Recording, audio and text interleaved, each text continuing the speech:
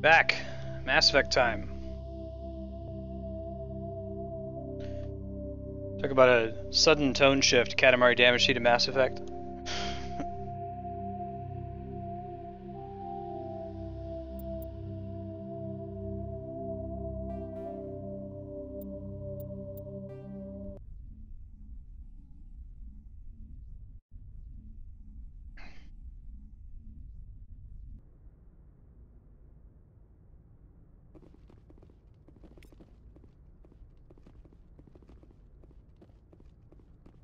Now that we've got a new crew member, let's go talk to everybody.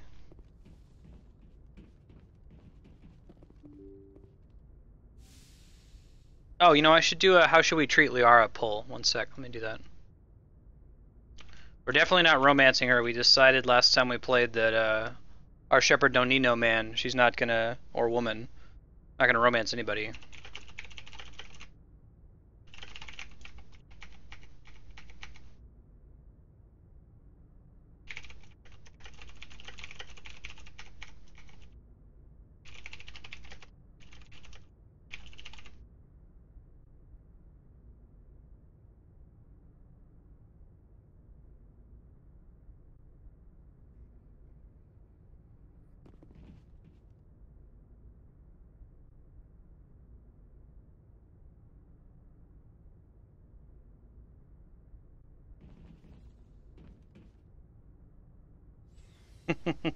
Right, AMA.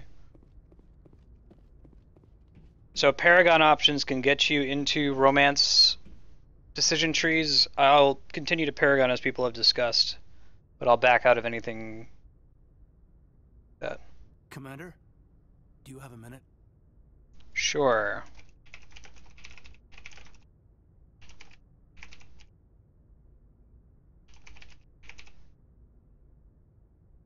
I think that's it. We never took votes for Caden and Ashley. I always make time for my officers. Off the record, I think there's something wrong here. This Saren is looking for records on some kind of galactic extinction, but we can't get backup from the Council? Sorry, Commander. There's writing on the wall here, but someone isn't reading it. The Council doesn't want to believe anything's wrong. I'd call it human nature, but... I hear you. It just seems like a group that's been around as long as the Council should see this coming. I mean, it's funny, we finally get out here, and the final frontier was already settled. And the residents don't even seem impressed by the view. Or the dangers. Well, well. You're a romantic. Did you sign on for the dream, Malenko? Secure a man's future in space? Yeah, I read a lot of those books when I was a kid, where the hero goes to space to prove himself worthy of a woman he loves, or... you know, for justice. Maybe I was a romantic in the beginning, but I thought about it after brain camp. Sorry.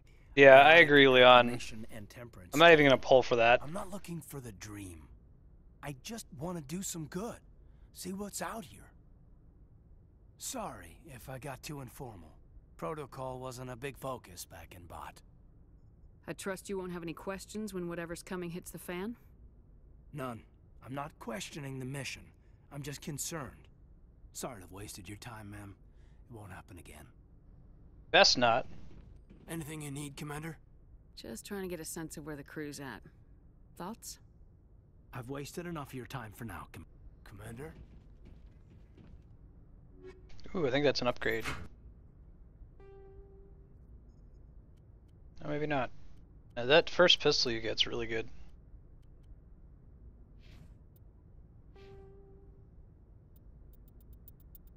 Look, I'm just going to disagree with Ashley and Caden as much as humanly possible. That's going to be my rule.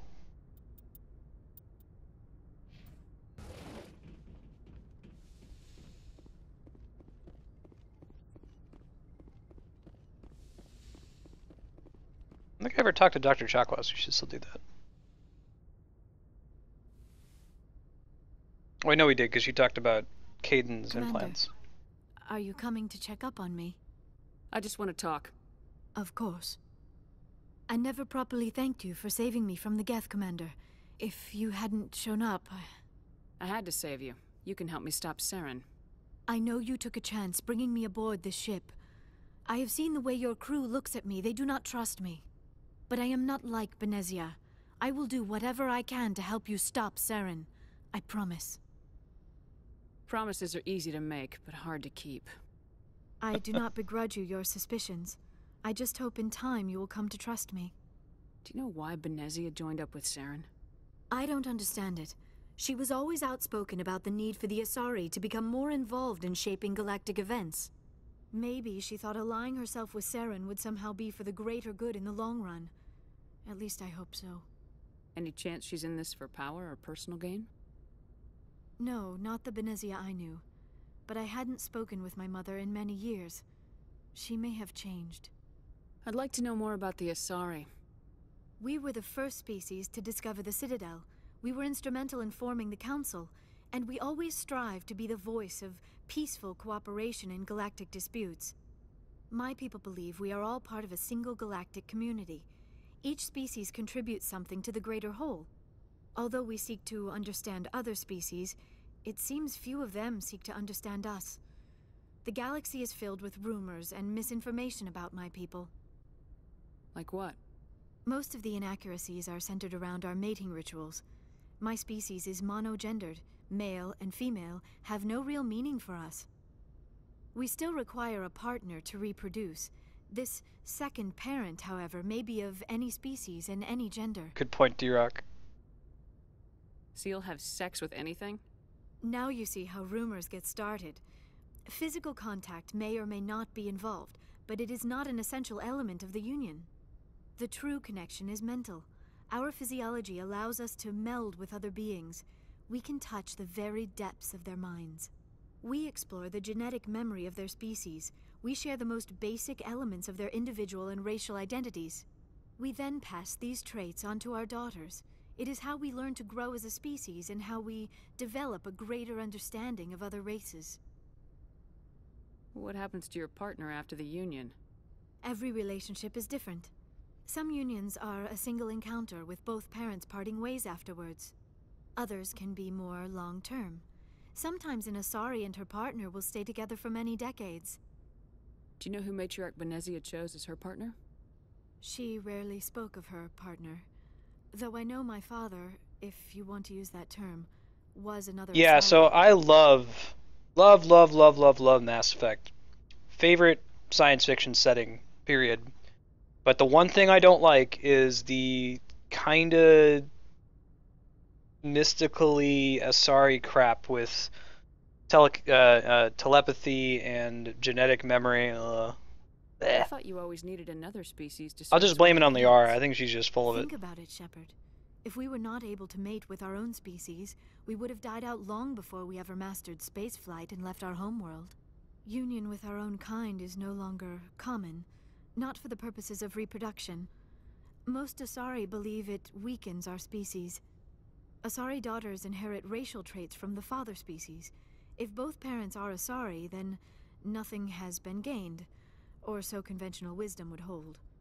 I am what is sometimes called a pureblood, though no Asari would ever be cruel enough to say the word to my face. It is a great insult among my people. It is possible Benezia's partner was embarrassed by their union.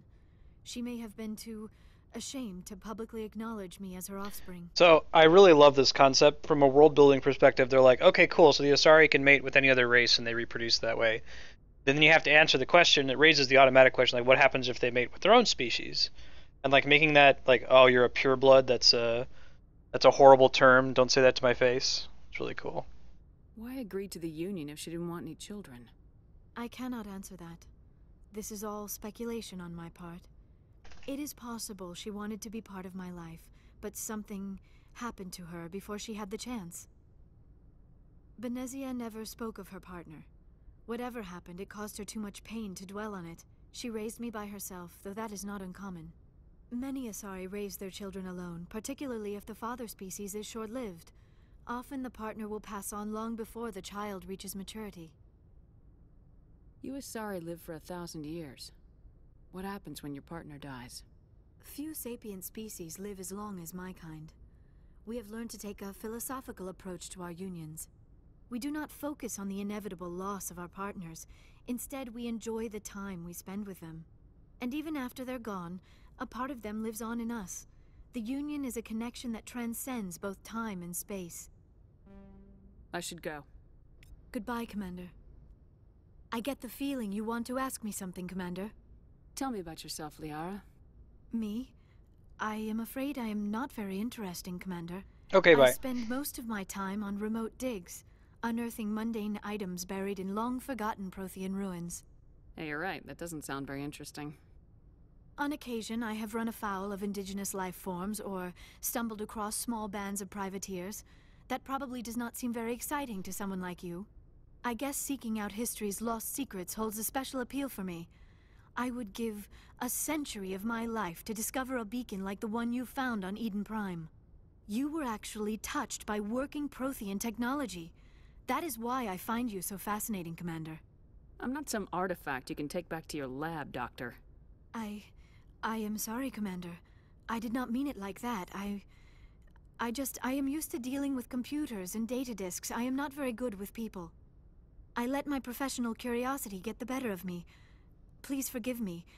Let us talk about something else. I think it's like when they mate, they permanently take on. So I guess part of the problem is Liara is an unreliable narrator, right? She's like a teenager or just barely an adult, maybe like 18 years old by our standards. I should go. So we don't know that how much of that is just her bullshitting and how much of that is like an actual fact of the universe. We do know that, like, for example, if an Asari mates with a Krogan, then their offspring, it'll still look completely like an Asari. It's not going to look like half Asari, half Krogan, but it might have like Krogan racial traits, so it might be extra aggressive. It might be a little bit more resilient, more hardy, that sort of a thing.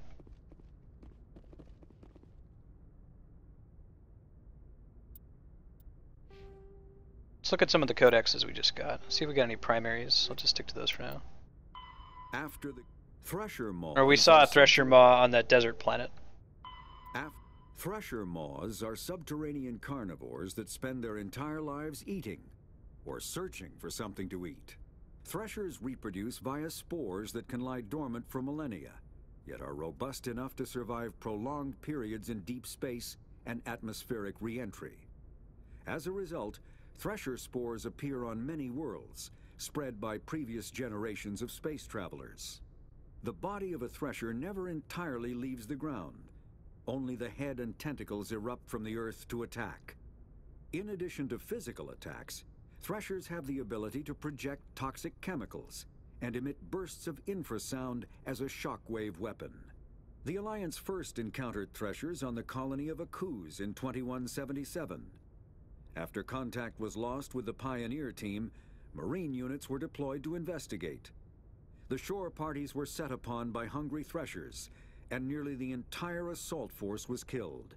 Alliance forces recommend engaging Threshers with vehicle-mounted heavy weapons. So we've now seen details about all three of the possible origins for Commander Shepard. Remember, we had War Hero, Soul Survivor, and Ruthless.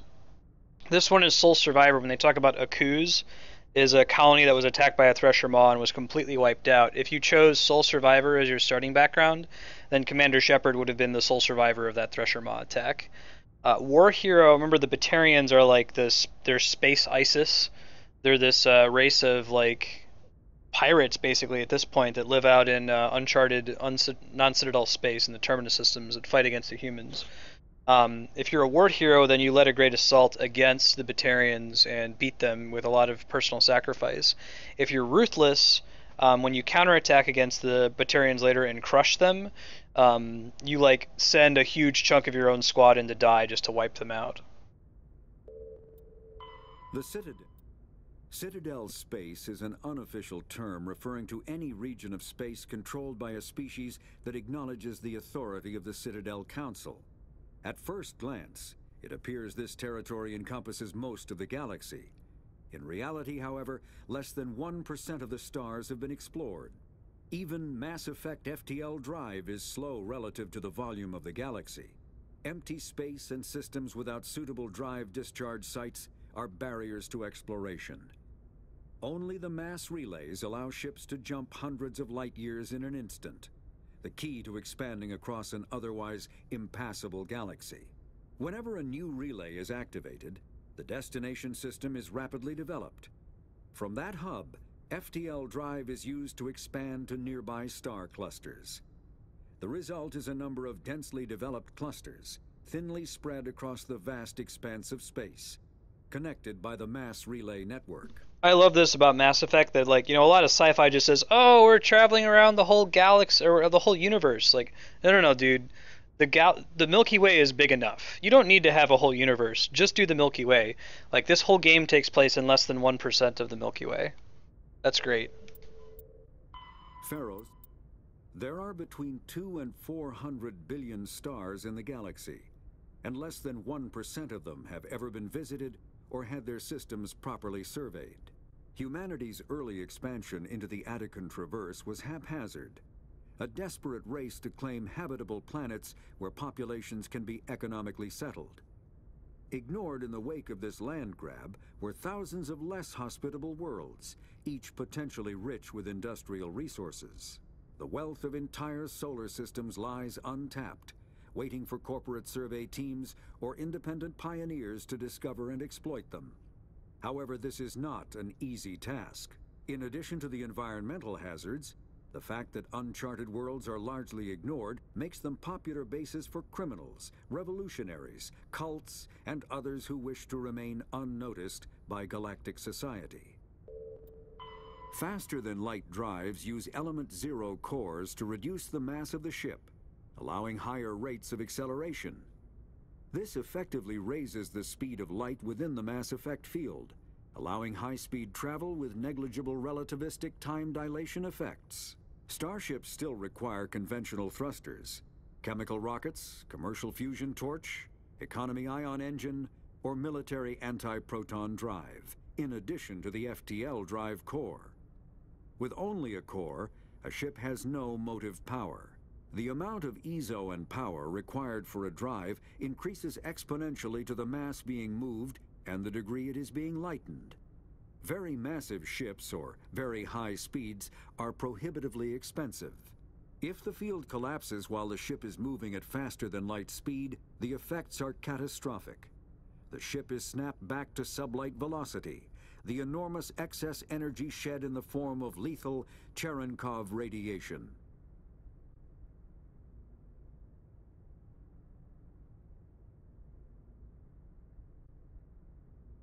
Most of the technology in Mass Effect is pretty reasonable, so long as you accept the buy, right?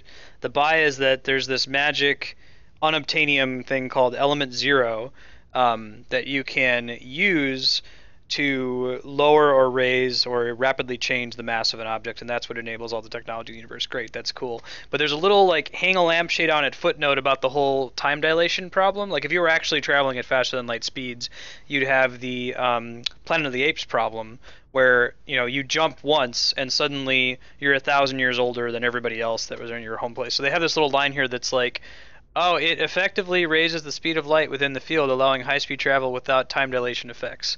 All right, at least they addressed it. What's Cherenkov radiation?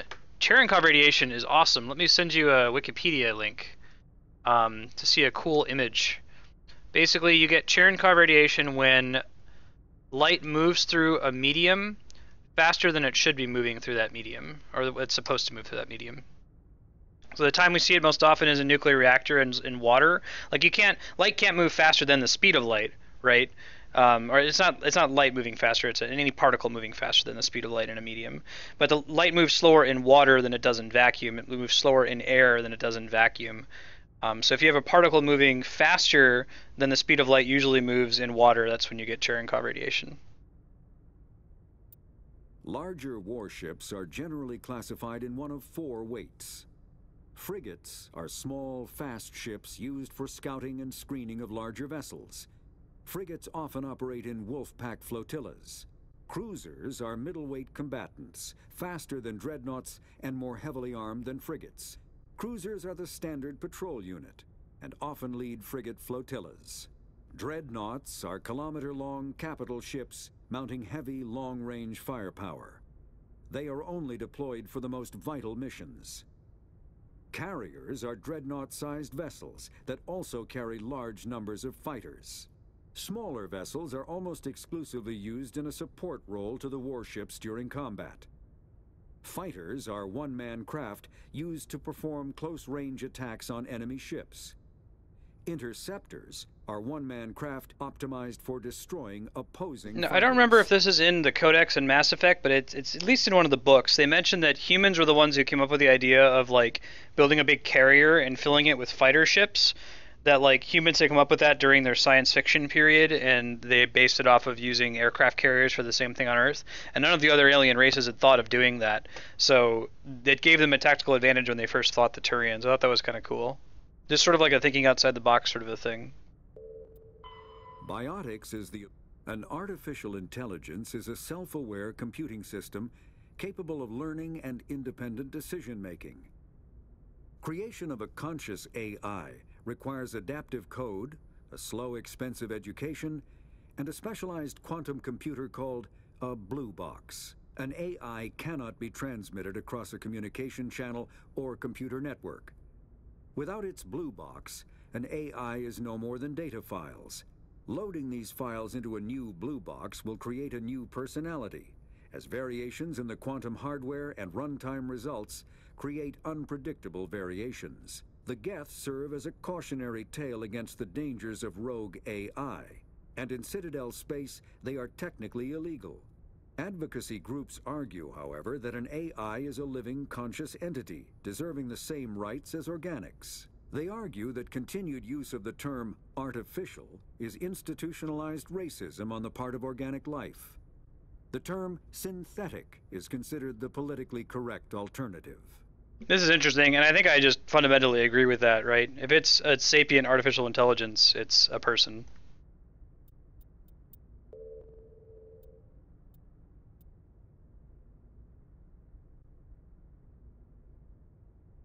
I think they say that all civilizations have they had aircraft.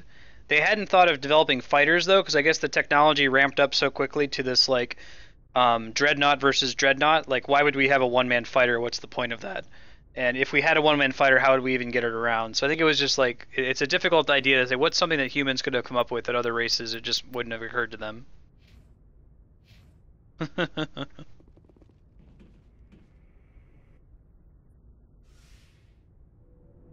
Thanks, Kami. Welcome back.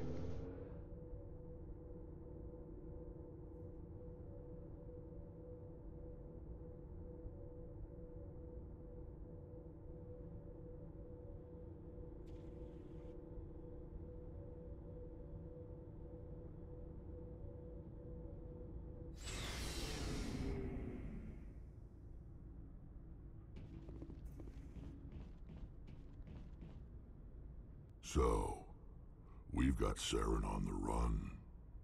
It won't be long now. Saren's good, but I'm better. Good? He's rotten. To the core. I could tell as soon as I met him. Why didn't you tell me this sooner? I would've if I thought it was important. I'll decide what's important. Now tell me how you know Saren. This was a while ago.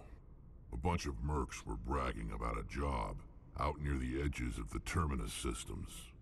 They said it paid well and the boss was never around to ride them. They said he was looking for more men, too. So I checked it out. I didn't know Saren was openly recruiting mercs. It wasn't that open, and he only showed his face once. We'd been raiding ships in the area for months when we took out this massive cargo freighter. Our biggest haul yet. I was on board checking bodies for valuables, looking for some extra credits. That's when I saw him. What did Saren want with the ship? I don't know what he wanted. He was just moving through the ship, watching. Couple of the mercs called him by name, but he never spoke to them.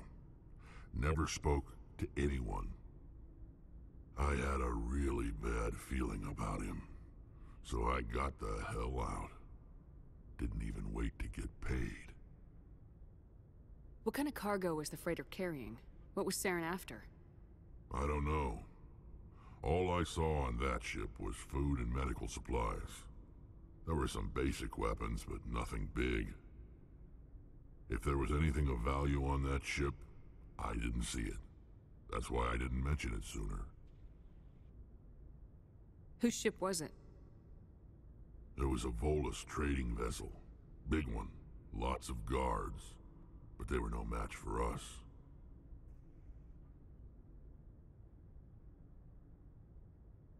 That's the only time you saw him? Yeah. Didn't even know who he was. Still wouldn't if I hadn't joined up with you. But my instincts were right. Every other merc on that mission turned up dead within a week. Every damn one. So long, Rex. Shepard. Go on.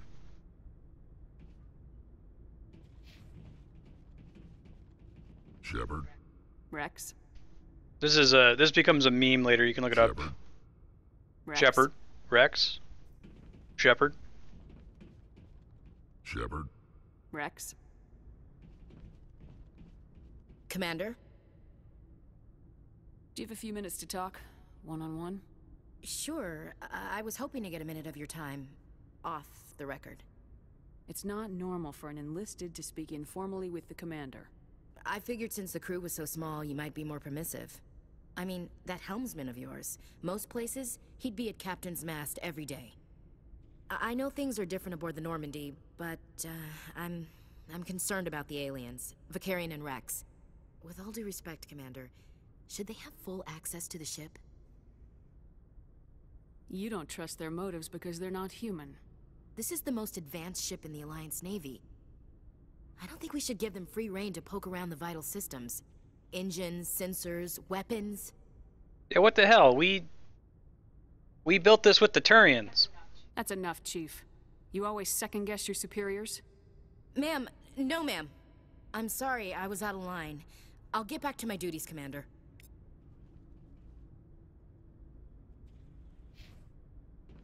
Commander? That's right. What's your opinion of the last Not mission? sure I buy Dr. Tassoni's story about her and her mom not talking. They're family, right? Not everyone has a happy family life. I know. But I'm not gonna bet she's on our side just because Benezia didn't hug her enough. I'll keep an eye on her. Too bad those ruins got destroyed. I mean, they lasted thousands of years. That's impressive. Dismissed, Chief. Ma'am? I hear that, Murph. Commander. I really don't like Ashley, though we haven't gotten to the... Why did you want to be a C-Sec officer in the first place? That's a good question. There were several reasons, I guess. Like what? Probably the same as most officers. I wanted to fight injustice, wanted to help people. I guess my father had something to do with it, too. He was C-Sec, one of the best. I grew up hearing about his accomplishments or seeing his picture on the vids after a big arrest. He's taking my resignation pretty hard. Kami, I'm interested in hearing the counter-argument. How would you interpret her if not as racist? That's tough. But you'd think he'd be impressed you're going after Saren. My father's a C-Sec man to the bone. Do things right or don't do them at all, he says. He thinks I'm being too rash, too impatient. He's worried I'll become just like Saren. He actually talked me out of becoming a Spectre when I was younger, for the same reasons. You were asked to be a Spectre. Well, I was targeted as a possible Spectre candidate. Me and about 1,000 other Turian military recruits. I could have received special training, but my father didn't like it. He despises the Spectres. He hates the idea of someone having unlimited power with no accountability. He wouldn't like you, Commander. No offense. I suppose I can understand his concern. You can. But Saren's not going to play by our rules, C-Sec's rules. If you want to nail Saren, you need to send someone who isn't restricted by policies. We voted to treat Garrus as Paragon and bring him back into the fold. Just because you can break the rules doesn't mean you should. I don't need to stoop to Saren's level to stop him. And neither do you, Garrus. I see what you mean, but I'll think about it. Thanks, Commander. Cool. So we're influencing Garrus. For the better, I hope.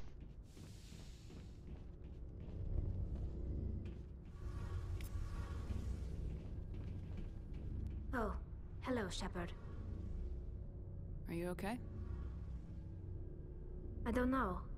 Your ship is amazing, and your crew's been really great to me. Especially your chief engineer. But I just sort of feel out of place. The Normandy runs so smooth it feels like we're not even moving. And the engines are so quiet. How do you sleep at night? The silence wakes you up? Back on the flotilla, the last thing you want to hear is silence. It means an engine's died or an air filter shut down. I guess you don't have to worry about that here. But old habits die hard. But it's more than just the silence. This ship feels so empty. It's like half the crew is missing. Back home, I couldn't wait to go on my pilgrimage. I couldn't wait to get away from the crowds. Now that I'm out here, I kind of miss them. Sometimes we don't appreciate what we have till it's gone. That's true. I'm starting to wonder if that's what the pilgrimage is really about. It's given me a whole new perspective on my people and our culture. You know, there's always a few who go on their pilgrimages and never return. I always assumed something bad happened to them. But maybe they just wanted a different life. So, justifiably racist. You do plan to return to the migrant fleet, right? I could never abandon my people, Shepard. I will go back eventually. But we have to stop Saren first. Otherwise, I might not have a home to go back to. I should go. See you later. Hey Sean, how's it going? Hey, I think we're good. We've talked to everybody. Richard L. Jenkins. Yeah, let's get going to, we took a vote on what mission to do next, and the vote was for Bring Down the Sky, which is the DLC content for Mass Effect 1. There's one other DLC called Pinnacle Station that's just a bunch of combat missions. It's like a simulator. There's no actual story involved, so we're not going to be bothering with that one. It takes a really long time. But Bring Down the Sky is very high quality. It has some new story. It carries over into Mass Effect 2 and 3.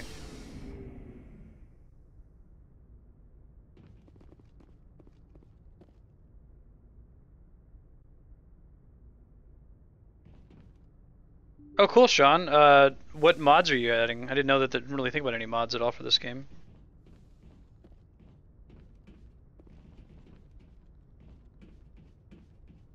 I guess it depends. If she's specifically suspicious and treats people who are non-human differently, then she is by definition a racist. Like, whether or not she has reason to be prejudiced, I think, is a different discussion.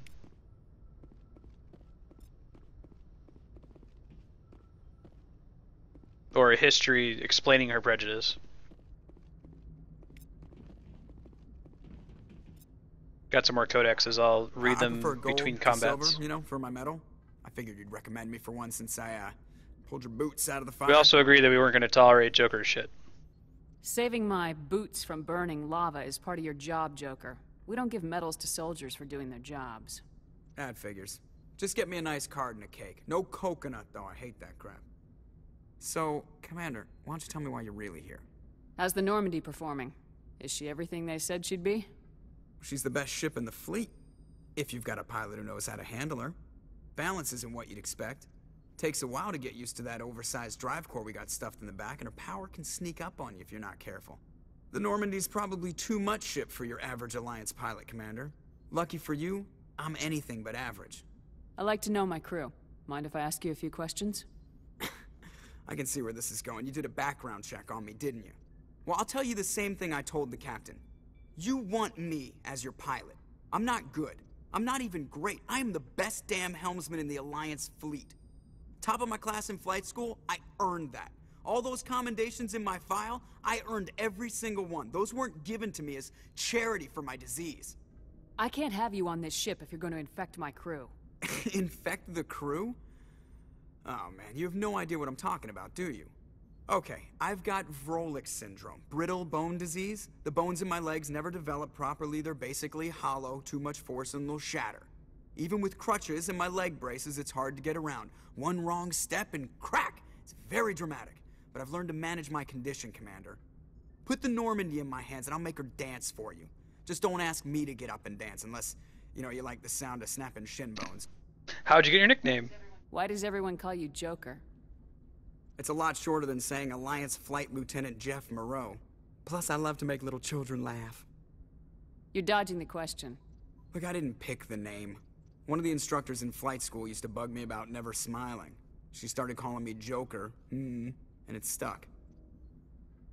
Why didn't you ever smile? Hey, I worked my ass off in flight school, Commander. The world's not gonna hand you anything if you go around grinning like an idiot. By the end of the year, I was the best pilot in the academy, even better than the instructors, and everybody knew it. They'd all got their asses kicked by the sickly kid with the creaky little legs. One guess who was smiling at graduation? I need to know more about this Rolex syndrome if I'm putting my ship in your hands. Yeah, of course you do. It's an extremely rare condition. Nobody knows exactly what causes it. Genetic, maybe. It's treatable, but there's no cure. They classify my case as moderate to severe. I was born with over a dozen fractures, hip, thighs, ankles. My bones were already breaking in the womb. 100 years ago, I wouldn't have survived past my first year. Lucky for me, modern medical science has turned me into a productive member of society. You're not gonna break a bone trying to fly the ship, are you? I don't fly with my feet, Commander, so I'm fine as long as I'm in this chair. I gotta be real careful when I get up to take a piss, though. I can do my job as well as anyone on the ship. Better, actually. So don't worry about it. I have to go. All right, I have to go. I should go. I think it's reasonable, and actually, I appreciate that there are still some diseases that haven't been cured. Like, an advance in one area doesn't necessarily demand an advance in another, especially since humans are so new to spaceflight. So although I pointed out earlier that I'm not too happy with the mysticism of the Asari or the kind of hand-waving for why there's no relativistic time dilation when you move faster than light through space, I think I'm okay with Joker having brittle bone disease and it not being curable. Although some robot legs would be pretty freaking rad. Seem like we're pretty close to rad prosthetics by now. It sounds like, though, that his brittle bone disease is his whole body, not just his legs. It's just his legs are the things that are most likely to break. Okay, whenever we go to do a main mission, we're going to check the other system real quick for side quests, and then move along to the main mission. All the systems in this cluster are named after paradises in mythology. So there's Xanadu, Utopia. Here there's Arcadia, Eden Prime, remember? Zion, Nirvana.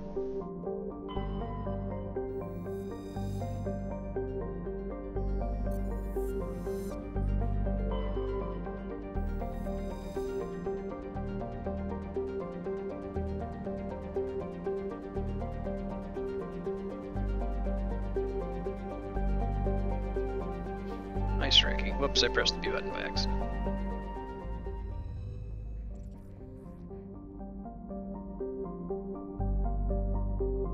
Let's try Arcadia. Hostile environment, got it. They are not. The side quests are all the same every time. The rewards for them are randomly generated. Eden Prime was one of the Earth colonies and the first place we visited in this game. Zion has a bunch of moons. It's the only gas giant. They mine it for helium-3, which is one of their main fuels.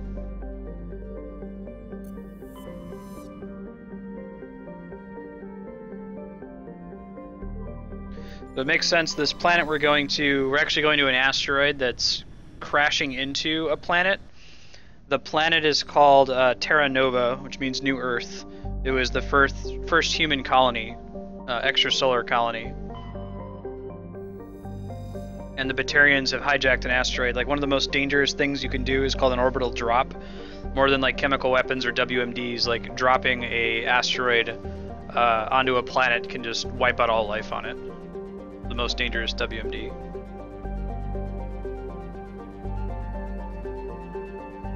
Gas giant is being mined for helium-3.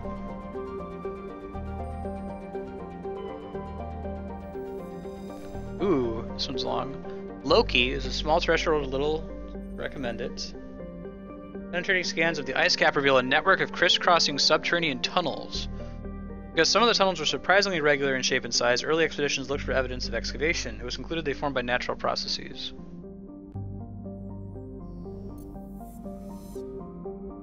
Yep. Yeah, so all of the planets here, with the exception of Terra Nova, are named after Norse deities. So Bor, Tyr, and Loki are all Norse gods.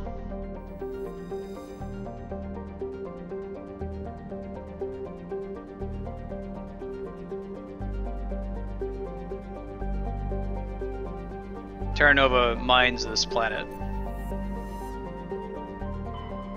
Hey, Robert Nickel, what's up? Yeah, the second human extrasolar colony, the first would have been Mars, and the first beyond the Karen mass relay. Oh, this is so awesome! So check this out. We haven't read about it in the Codex yet. They talk about it in the books. This is so cool. So, when humanity goes to Mars, they find these Prothean ruins, and the Prothean ruins, they decipher the text there over several years, and they find out, holy crap, there's this Mass Effect thing, there are these mass relays, we could use them to travel to other parts of the galaxy. Awesome. But they find out in particular that Charon, C-H-A-R-O-N, the icy moon of Pluto that's almost exactly the same size as Pluto, is in fact not a moon, but it's a frozen mass relay that's orbiting around Pluto. So they go and they, drill into Charon and they find the mass relay and they use it and they jump on into extrasolar space. But what's so cool about that, in my opinion, is that Charon is the ferryman on the river Styx in Greek mythology. He's the one that ferries you across into the underworld, and it's so sweet that the mass relay that takes you out into the rest of the galaxy is called Charon, and we actually already have that in our own galaxy. There really is a moon called Charon that orbits around Pluto. Anyway, cool stuff. A little excited. Hey, Technically Will, how's it going? Let's go ahead and do this mission. X57 is a metallic asteroid located at the trailing Lagrange point of the gas giant Bor.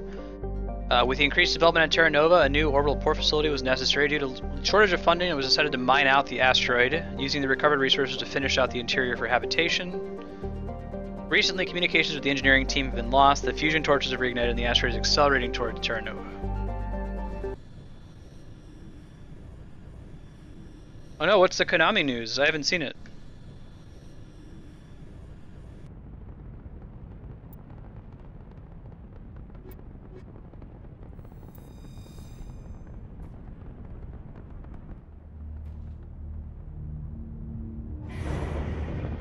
That's not Earth, that's Terra Nova, our first extrasolar colony.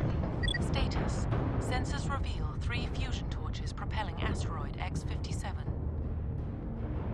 At its current rate of acceleration, the asteroid will collide with Terra Nova in approximately 4 hours. Analysis. Torches must be disabled to cease the acceleration. Hello. I heard your transmission. Can you hear me? You haven't found me yet, but I can't talk long. Shut down the fusion torches. I'm going to die. God, I hope you're hearing this. So somebody's turned on a bunch of torches around this asteroid that's making it careen towards the planet.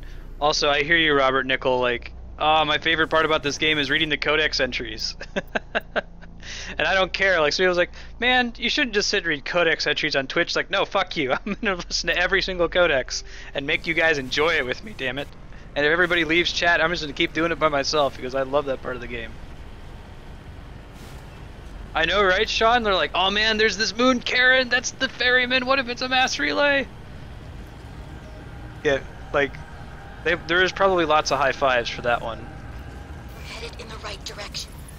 I don't know who you are, but damn it. Go. This is interesting. So this is a DLC mission. They kind of address some of the cheesy strategies. These turrets are shielded until you get close to them. Because in other content, when you see a turret, you can usually kill it just from super, super far away. I think we're good, Shepard. And I think the game never formally points out the Charon thing. If you happen to know why the moon is called that. It's called Charon because Pluto is the Roman name for Hades, god of the underworld. So it makes sense that his moon would be Charon.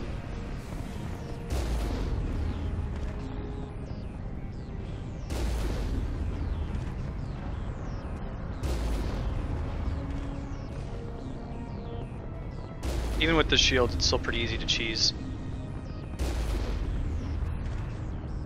You just gotta do it though. If you get out of the Mako and one of those rockets hits you, you're in big trouble. Yeah, so let's get out and appreciate how rad this place looks. And we're on an asteroid, careening towards Terra Nova, and there's Terra Nova. This game is really pretty. With as pretty as Mass Effect is, Mass Effect 2 is much prettier. The level design is much better. In a lot of ways, it's a better game. I think I like the backstory, the codex, and the cutscenes in this one a little bit more. I like a lot of the dialogue better, but Mass Effect 2 is still an amazing game. Later, Will. That sucks hearing about Konami going mobile. I'm worried that Square's going to do the same thing. I know that mobile games are super profitable in Japan, and it's just too expensive to do console and PC games. Hey, our first Batarians. Space ISIS are these guys. Batarians. Balak! Check! Check!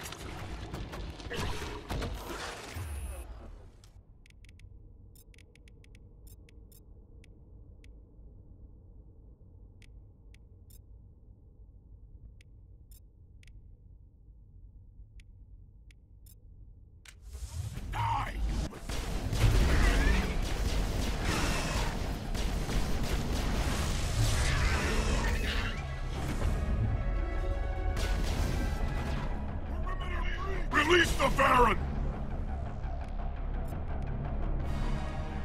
I'm gonna see a lot of those Varen later on in Mass Effect 2 in particular. The Batarians as well are a lot more present in Mass Effect 2 than in this one. It's just in this DLC.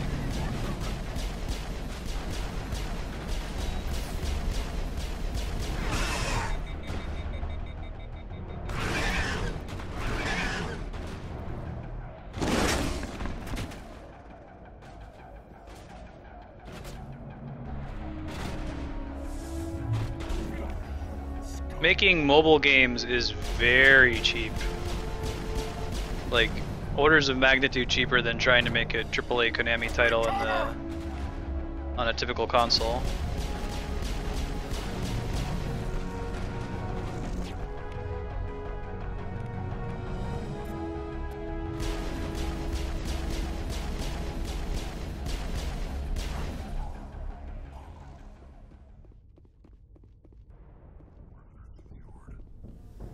I don't know. Yeah, I was looking at my friend was playing Mass Effect on PC, and Garrus's textures didn't look quite right. I don't know.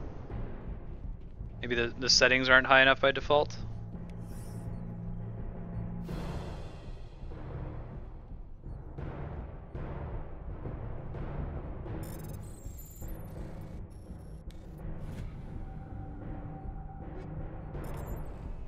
Leanne, did you try that Tards Playa tool that lets you change the quality to whatever you want it to be?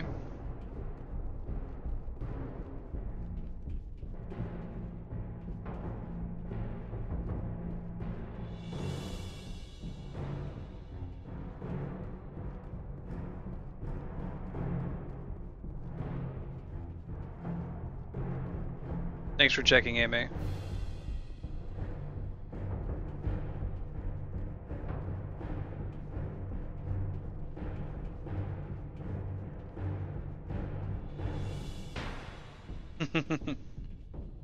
Yeah, Mass Effect is a really good introduction to Star Trek. I think I like the Mass Effect universe better than Star Trek. It has the right balance of realistic, but it's not like super utopian.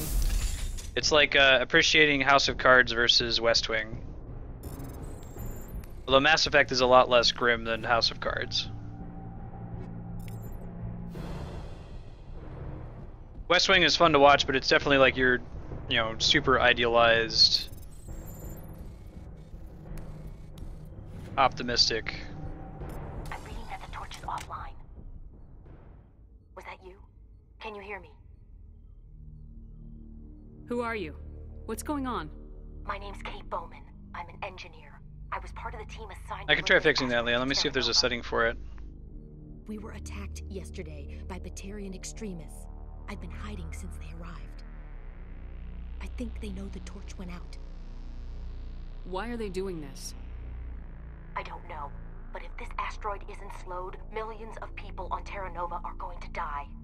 If I find out anything, I've gotta go. Good luck.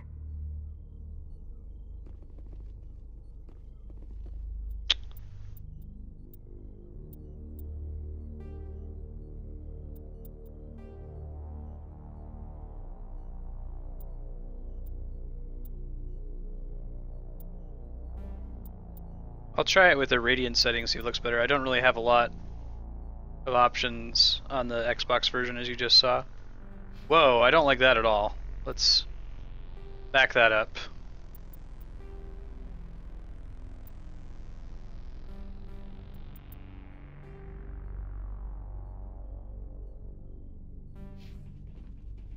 It's a little bit better, I think.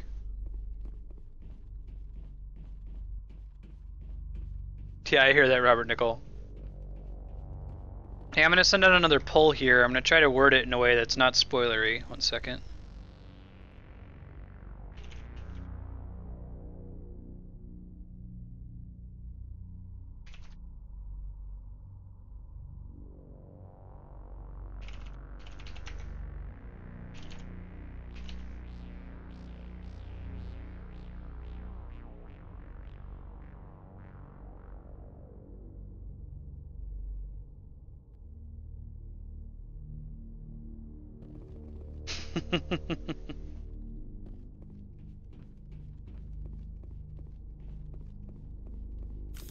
Yeah, so we can focus either on just eliminating the terrorists at all other costs, or trying to rescue the hostages. Hey. Oh God. I didn't mean to... Are you hurt? Takes more than one shot to bring me down. Sorry. I didn't even realize you were human until... Well...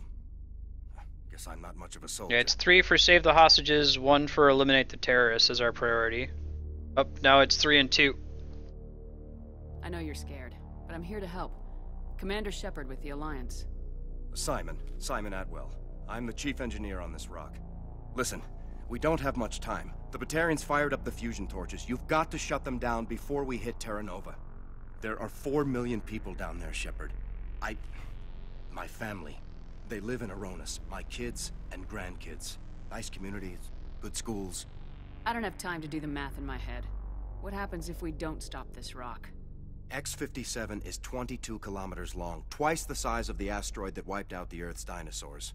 It would be like millions of fusion bombs striking at once. Millions. The heat of the blast. 1,000 kilometers away, clothes will ignite. There'll be global wildfires. Air shock will flatten everything for hundreds of kilometers. Terra Nova will die, Shepard. Not just our colony. The planet. There'll be a climate shift, mass extinctions. The ecosystem won't recover for thousands of years. Millions, maybe. Yeah, say, Sean, you and my wife are of the same mind. Is there any chance it'll land in the oceans? That would be even worse. Tsunamis would sweep inland at hundreds of kilometers per hour. Millions of tons of water would be vaporized at the point of impact. Global cloud coverage. The plants could all die, and if they go, the whole ecosystem rolls over. I'd have to run the numbers, but take my word for it. It'd be bad. This doesn't make any sense. Batarians run criminal gangs. Unethical, but profitable. They don't destroy worlds. What does this gain them? I've heard all the stories. Slave rings ranching people like animals. Pirate bands burning colonies to the ground. But this is... The Citadel conventions forbid asteroid drops. I never thought the Batarians would go this far. The terrorists don't have a ship, though. They're, like, inside of the asteroid. Most Batarians aren't genocidal madmen, but these are terrorists. Yeah, I know. It's just... This isn't how I expected the world to be when I rolled out of bed this morning. You were on the ground when this happened. How many Batarians have you seen? And where? They landed at the main facility. It's locked down now. They've changed the passcodes. No idea what's going on inside. I did see groups head out to each of the torch stations. Couldn't say how many, though. Enough to give you a fight. Any idea who's behind this? Who's leading them? That might provide a clue. I heard a couple of them talking. They mentioned a Balak. It sounded like he's the one in charge. They didn't seem convinced this was a good idea, but they were scared of the guy. Scared enough to do what he wanted. Batarians everywhere, and I need to shut down all 3 torches. Anything else I should know?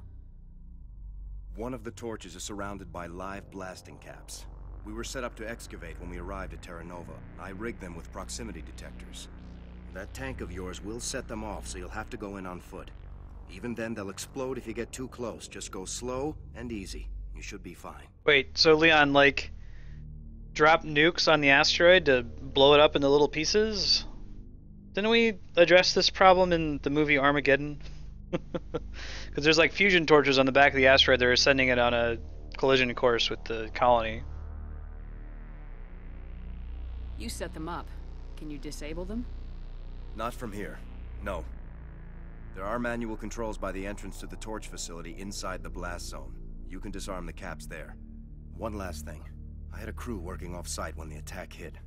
I'm worried about them. These Batarians are ruthless.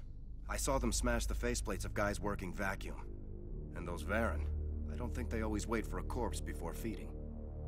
Any idea where I can find them? They were running checks on our perimeter equipment. Easiest thing would be to tap into the transmission tower out on the surface. The equipment stations will show up on your sensors. I'll look for them, but the torches have to be my priority. Yeah, you're right. Saving Terra Nova is more important than my team. There were a bunch of engineers over at the main facility, but they're probably all dead. That or being held hostage by the Batarians. I mean, I think if, like, I mean, correct me if I'm wrong, but don't they make this argument in, like, Armageddon and Deep Impact? Great bastions of scientific thought in the 20th century, by the way.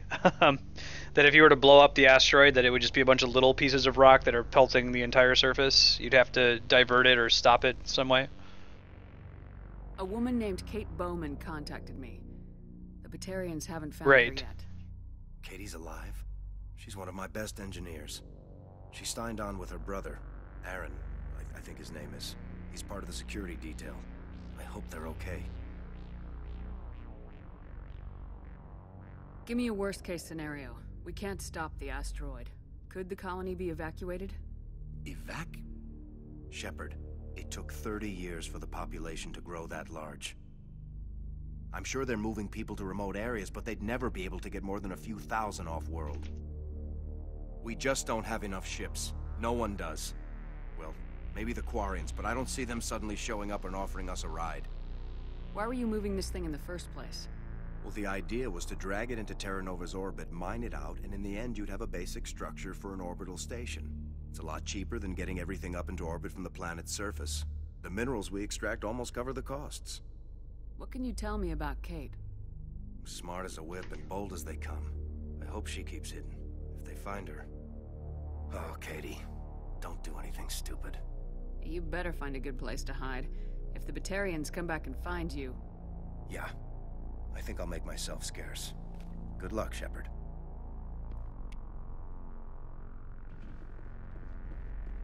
Yeah, they get increasingly binary from game to game. I can't blame them. It would be extremely hard and expensive to make the game they probably set out wanting to make when they made Mass Effect 1, right? Like, if you really have all that many branching decisions and you make every single branch have a really meaningful impact, then you're locking out content to people who didn't make the other decision, and now you're basically making 2 games. So as much as I want 2 games, as much as I want there to be one mode that is like, this is what happens if you went Renegade, or let's even do some shades of gray, this is what happens if you went neutral, like the cost just starts to go up astronomically. It gets very, very hard to make that. Let's go up to the transmission tower. Let's do it.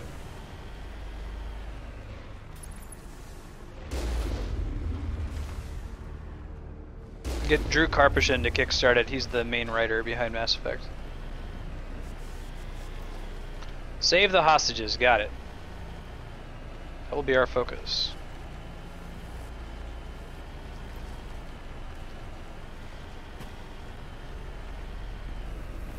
Alright, Mako versus Skyrim Horse. I think Mako wins.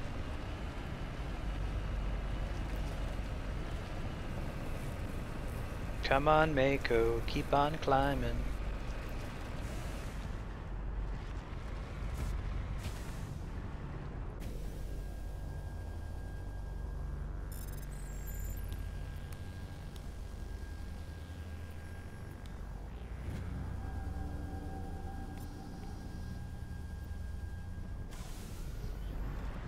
Yeah, no, I hear you, Robert. I also wish that that were the case.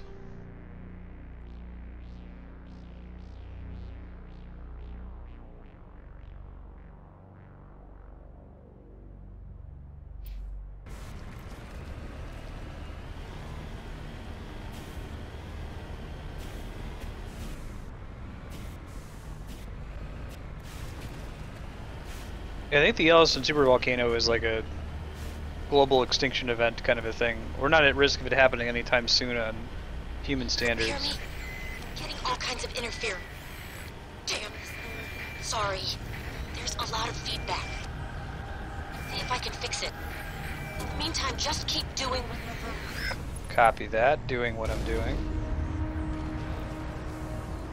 I'm gonna save here because we might game over where these blasting caps are. In mind for fish.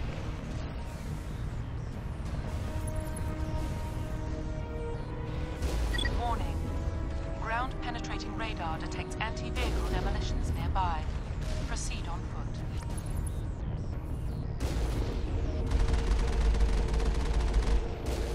There we go. Warning. Yeah. Ground penetrating radar detects anti-vehicle demolitions nearby. Thanks, Normandy.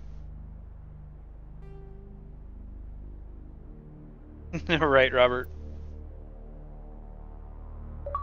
Proceed on foot. Oh, that'd be great. Master Deck pen and paper. I might just need to run one for myself. That's the problem.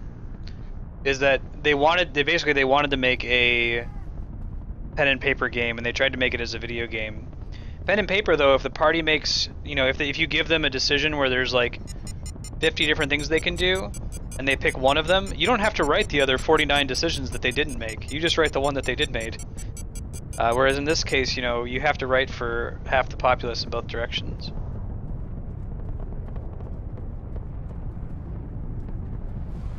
Whoa! Didn't see the Batarians right there.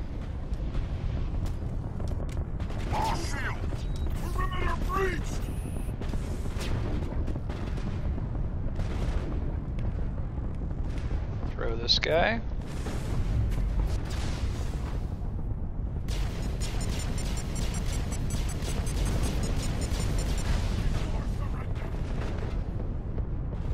Die, human. Die, human. How about I not die?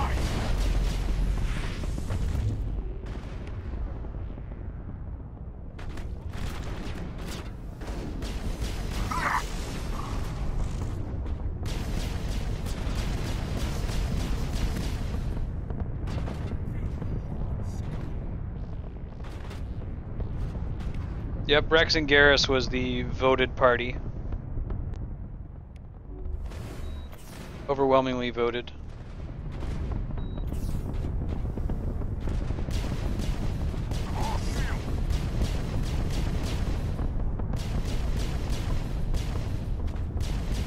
Come on.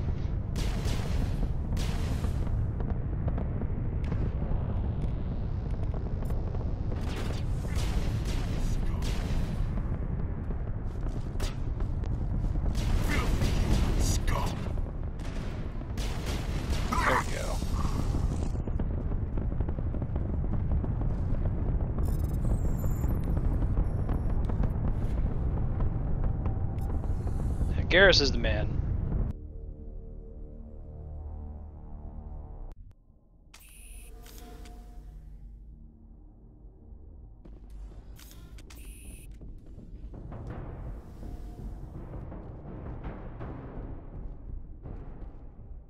The chemical rounds are pretty good. One of the, like, if you're gonna care about game balance in Mass Effect 1, I think the chemical rounds are correct to use because they put a ticking dot on the enemy, and as long as the enemy is being damaged, their shields don't regenerate. So as long as you can get them underneath their shields and apply the green damage once, you're good.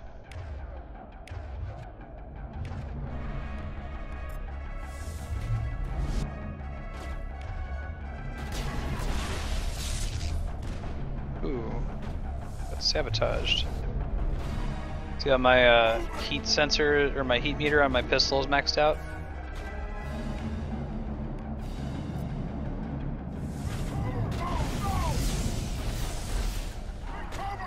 Oh, it's okay to be wrong is the way I say it, Robert. Like, I don't like Garrus. Okay, well, it's okay to be wrong.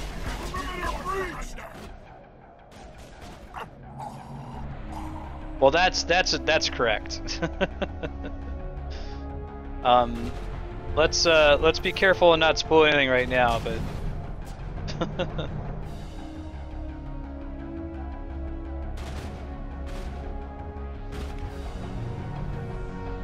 that's a lot of dudes, isn't it?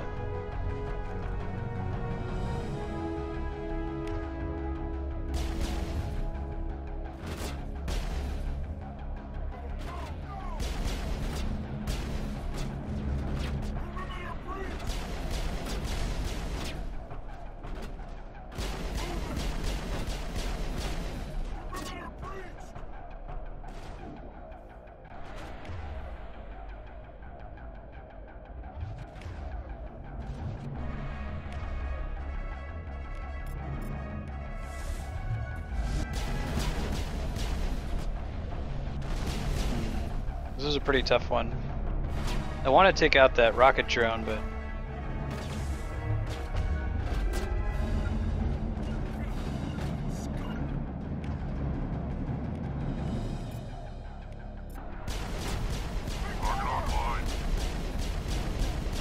rocket drone, rocket drone, rocket drone! Ah!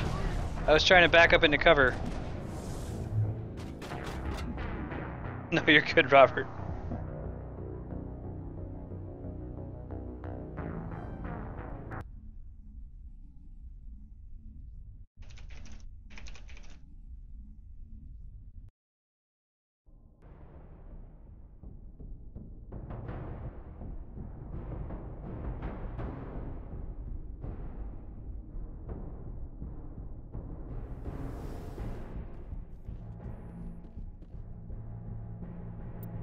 Gotta disable the fusion torch. You're good, Leon, just might be a spoiler for some of the folks who haven't played. Hostile spotted. Let's be a little more careful around that rocket turret. It's like an instant kill if it gets us.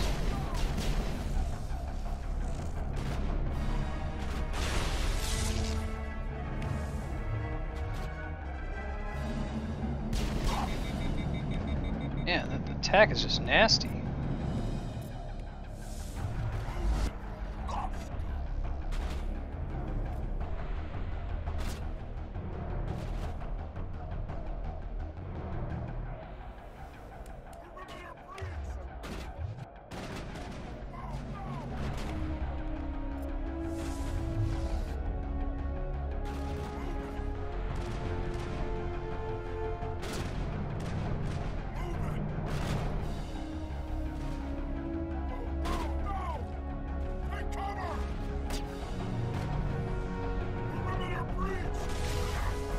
Oh, nice.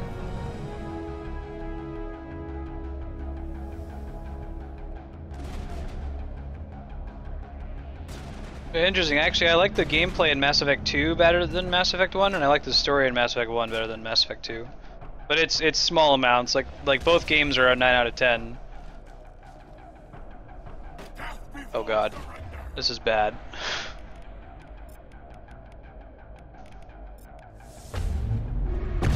Shit.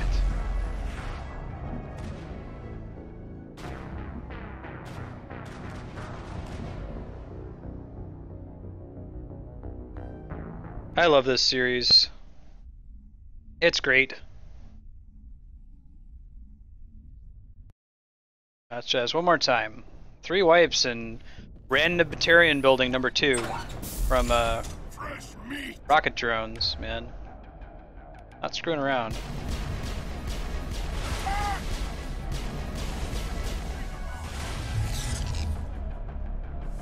Yeah, right? Rocket to the face.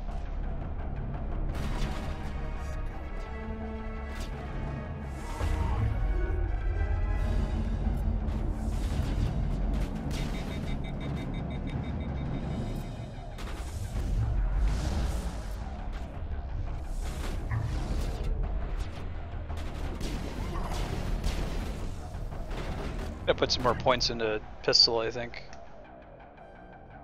Yeah. Get marksman.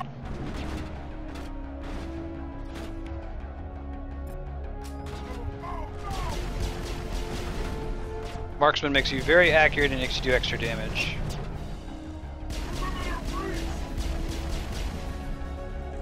Makes a difference.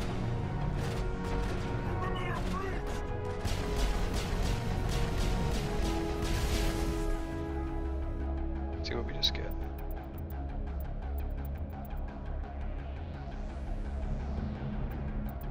Let's just keep putting points into pistol.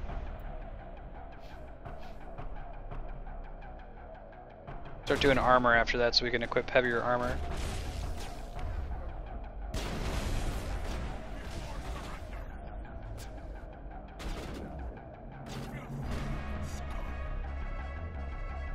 Best thing with Rex is he has automatic HP regen.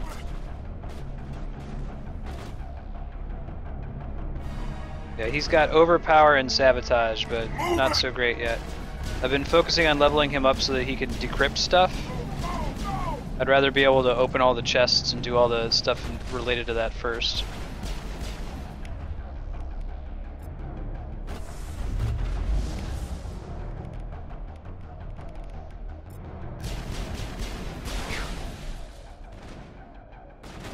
I might just turn off their auto power usage as they don't seem to use it very smartly. There is another one up there, for sure.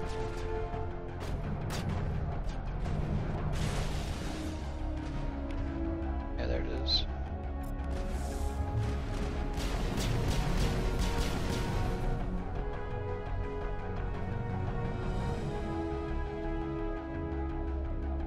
Whoa! Oh god, I'm gonna die, aren't I? Auto pause.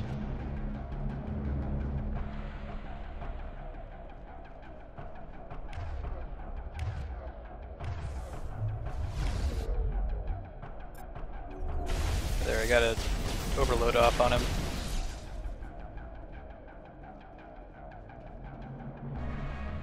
Yeah, tech doesn't really improve until Mass Effect 2, I find.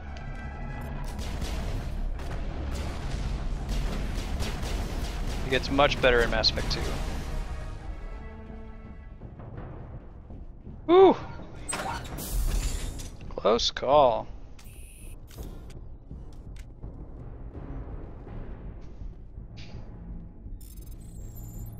So like I mentioned before, we're gonna go ahead and finish this mission even if we run a little bit over time. Are you there?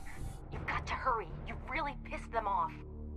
Their leader's setting charges everywhere. I think he's going to blow this whole facility. Get away from there!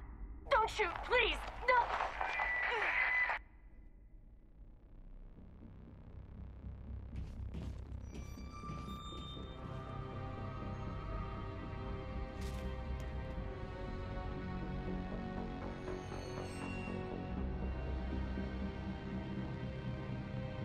Who's shutting down the torches? I won't ask you again.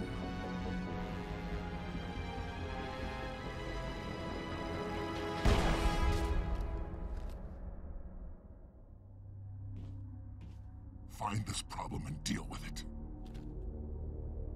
You got pretty good in Mass Effect 2 and 3. I think it's competitive with Biotics.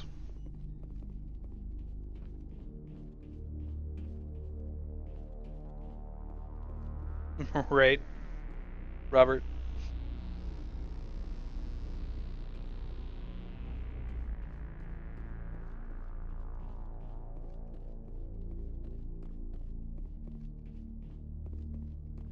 I think I'm gonna get an autosave when we pop out, but I'll just save to make sure.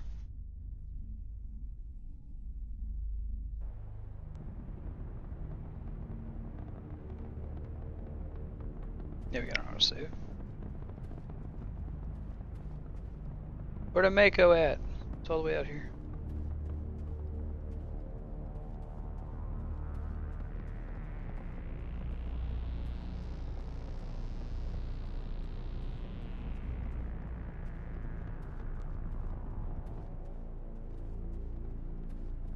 Shit, man, we parked a ways out.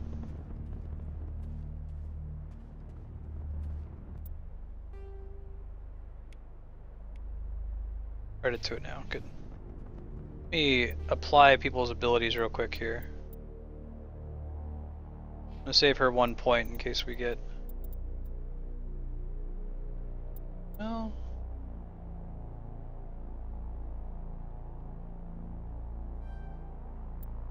I like the idea of him having shotguns. That'll force him into melee range. He'd switch his equipment here.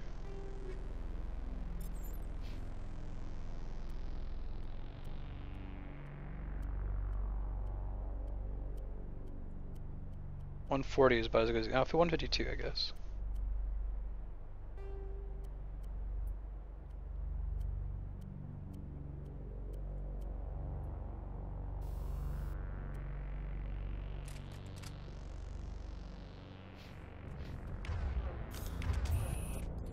You really got to pay attention to what they have equipped. They tend to not want to use what you give them, and they'll like often switch weapons just in between cutscenes.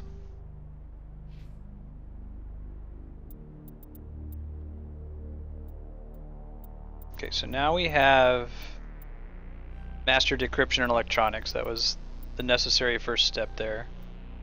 Let's go ahead and go for sniper rifles now. And Turian Agent.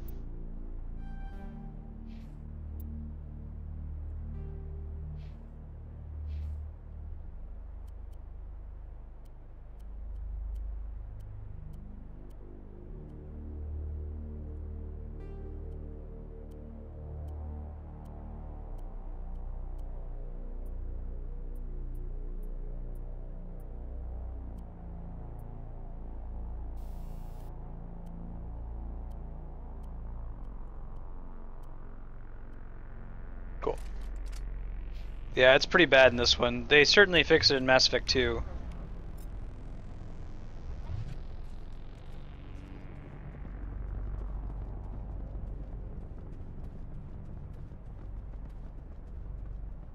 So if you ever notice Garrus using a Garrus or Rex using an assault rifle, let me know. I would prefer them to be using a shotgun for Rex and a sniper rifle for Garrus.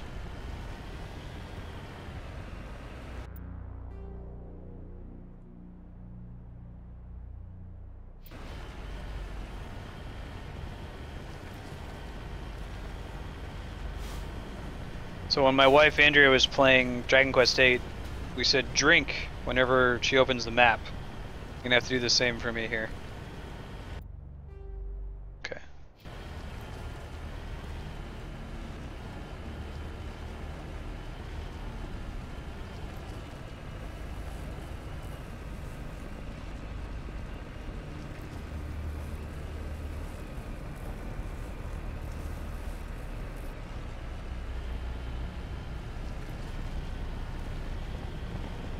There's the last torch.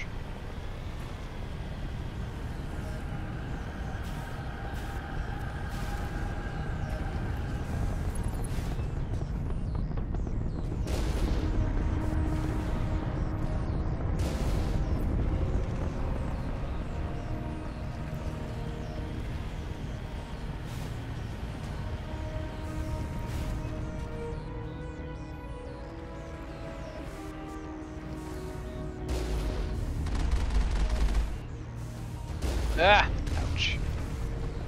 Ended up being okay.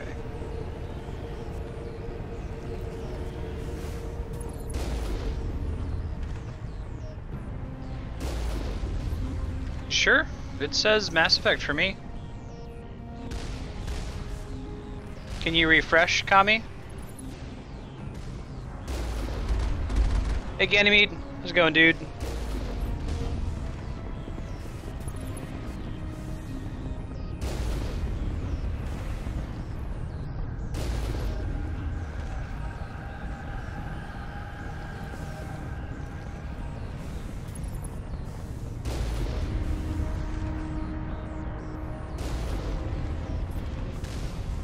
Oh, okay. I got you, Kami. Thank you. Let me make a note of that. I keep adding new stuff, and with every new thing that I add, new thing that I'm tracking, it's another thing I have to remember to do post-stream. So I've got a note for fix that. Thank you.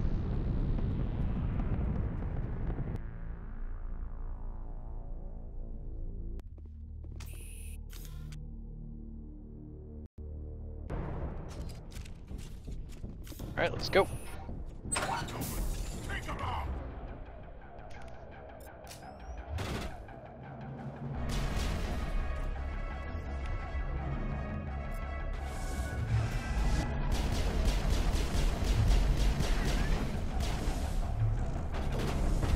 Charging up.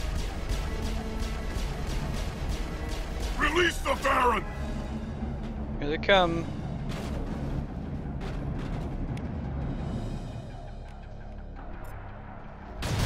Got him.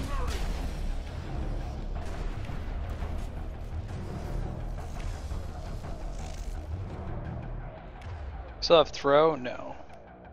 We can double warp him.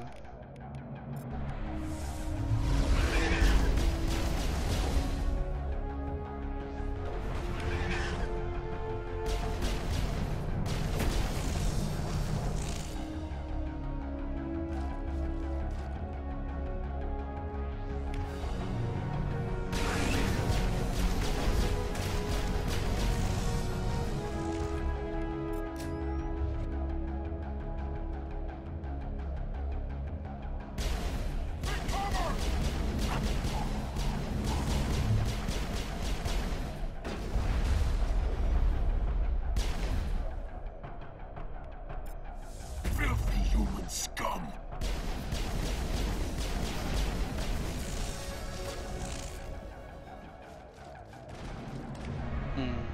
Throw.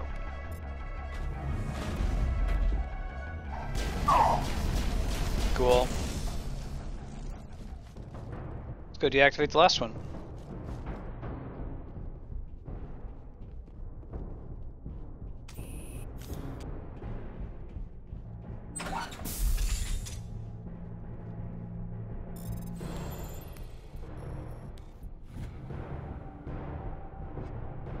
Probably got new armor for Rex. Equip that real quick.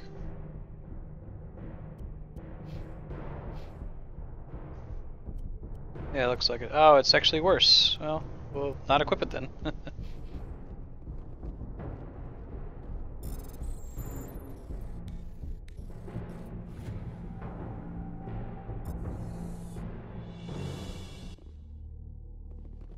We're gonna get a new codex entry about translation that they added in this DLC, which I really appreciated because it felt like it was really missing from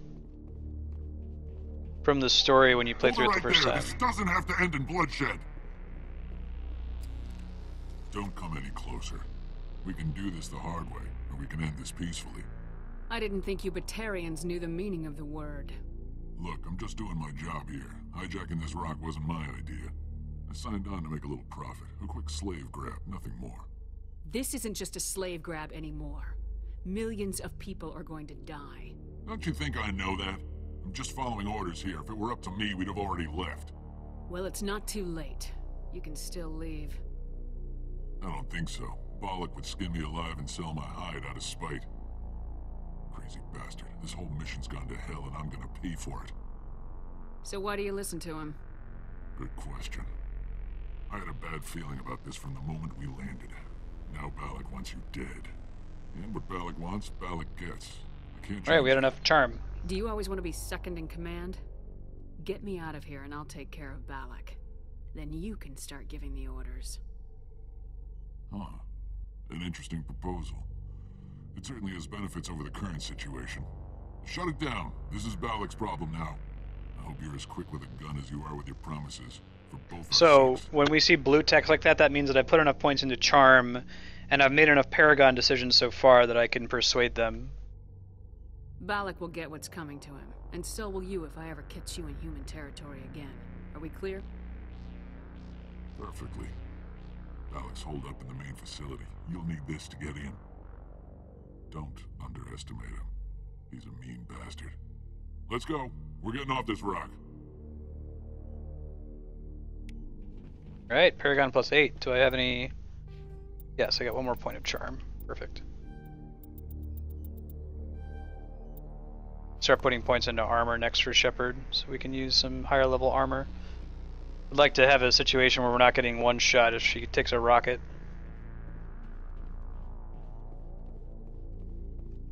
Okay with that hitting her very hard, but not you know, killing her instantly. Okay, so we're sticking with our decision. We did a poll. Do we focus on saving the hostages, or do we focus on killing the terrorists? And the vote was for saving the hostages, so that's what we're gonna do.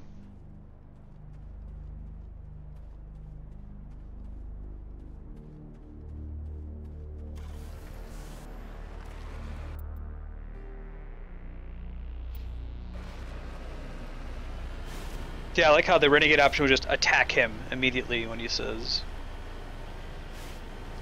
oh, this game is so pretty.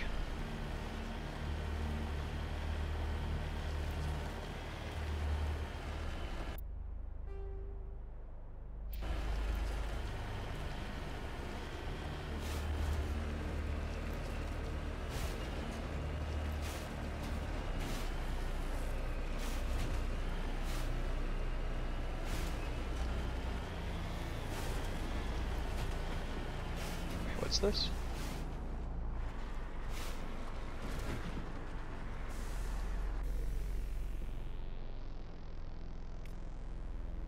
Huh. Does that mean there are snipers nearby?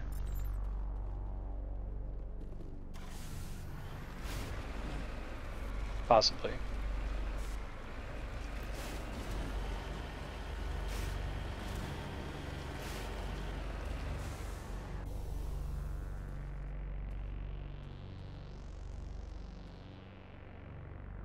East, huh?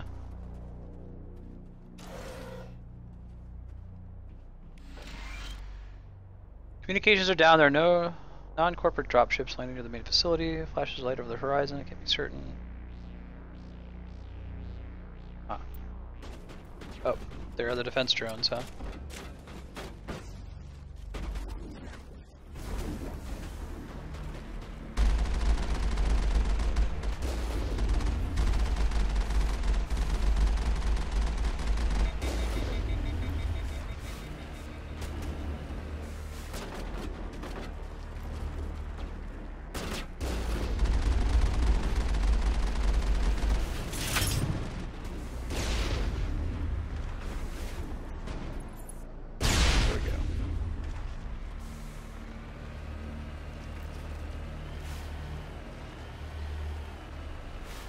So, okay, so we found the guy's body before we found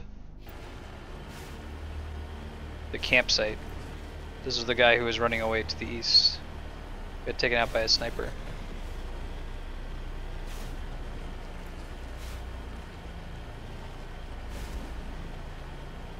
Alright, so we might finish in time. I don't know if there's 20 minutes left in this mission. But we'll keep going until this mission is complete regardless. I want to stop arbitrarily at 6 Pacific. Okay, let's keep going.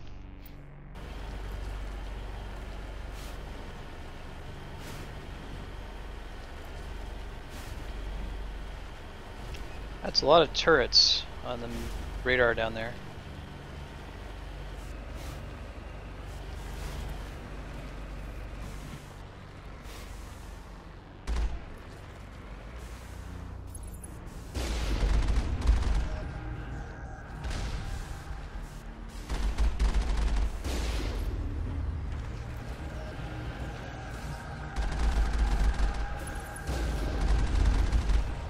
There's one that got a moving track too. A couple on moving tracks.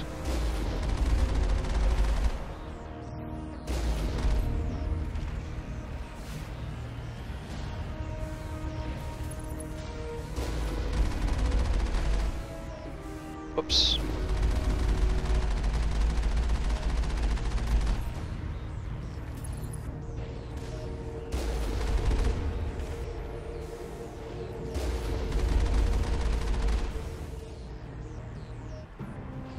Go. One more.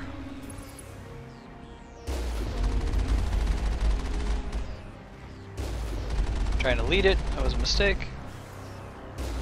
Instead of shooting where I was, you should have shot where I was going to be. Right, here we go.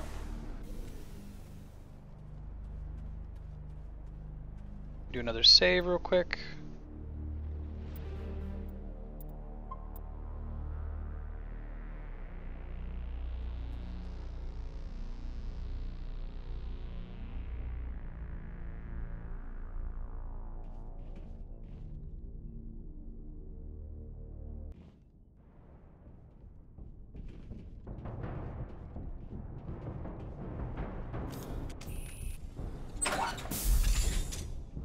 custom map.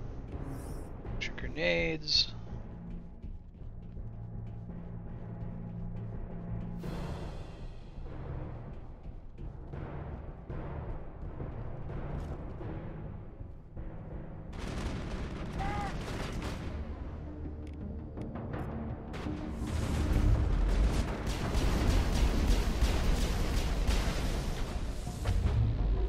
Oh shoot.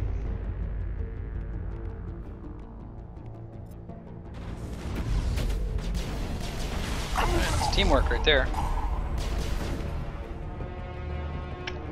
Let's see, let me warp him. Cool.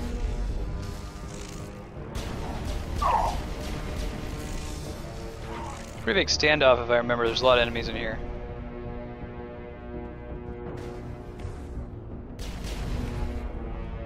Oh, careful, careful. Garrus switched to his assault rifle. It's a bad Garrus. Is it dude behind me? Oh, he's on the floor above me. Okay. He's coming down to me though. There he is.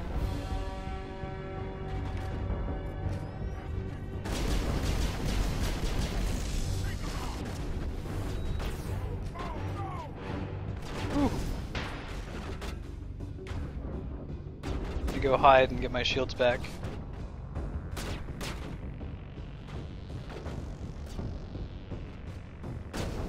Let Metagel regenerate.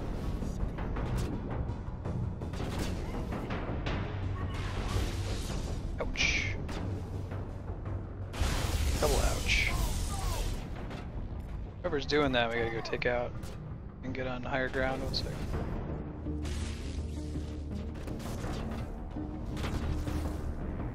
Powering up.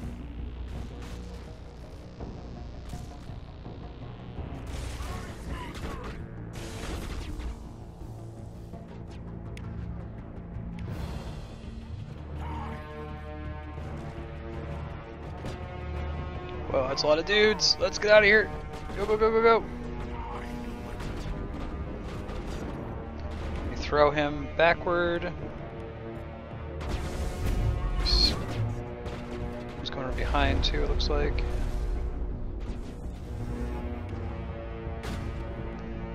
Let's have Rex throw him while I warp him.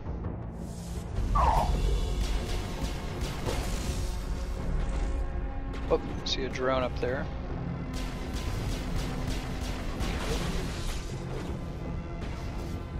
Another dude right there. Marksman plus warp.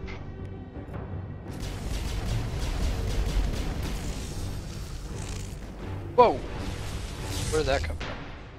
Behind us?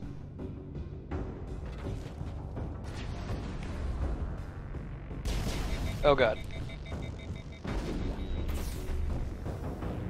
Get him, Rex. He used an attack that like, oh, it's bad. There's no melee in this one. He's an attack that overheated my gun.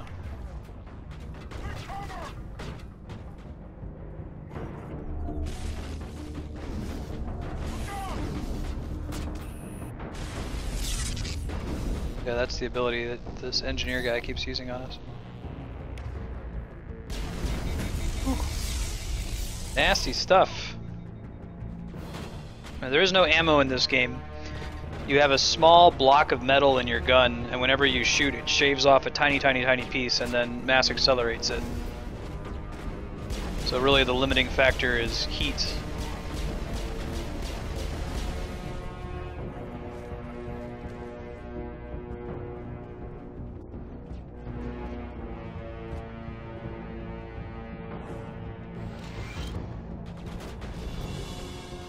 Good position if we can hold it. Yeah, so when we turn orange like that, that means if you fire your gun while you're orange, the bad thing's gonna happen.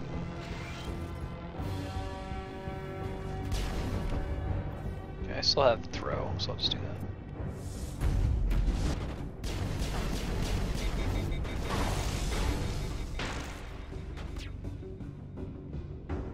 Well, this fight's not messing around.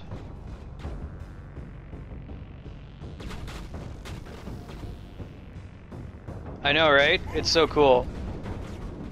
Love that they put the thought into it. makes sense too. Like, you don't need to have an explosive round, just accelerate any old piece of metal. There's a great little speech. It's you don't even need to. It's not even like part of the story. There's like, you're walking around the Citadel in Mass Effect 2, and somebody's talking about Isaac Newton being the deadliest son of a bitch in space. I'll make sure I play that when we run into it.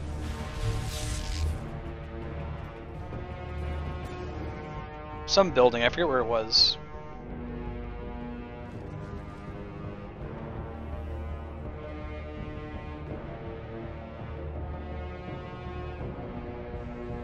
Still some dudes left, right? I think so.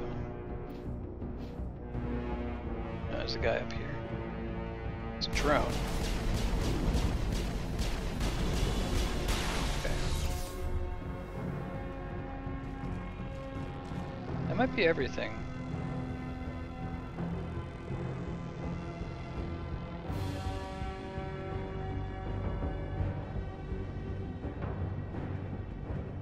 Cool. It's very funny though.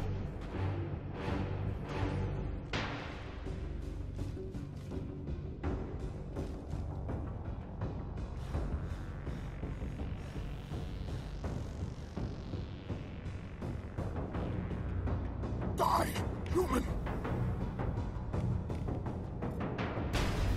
Got it.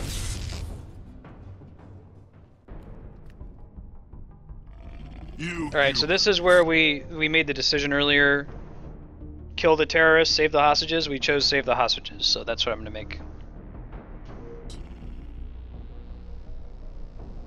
You're almost more trouble than you're worth.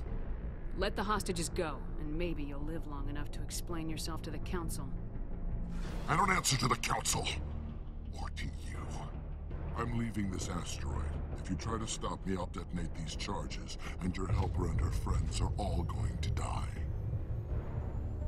I can't just let you go, Balak. Not after what happened here. This is nothing.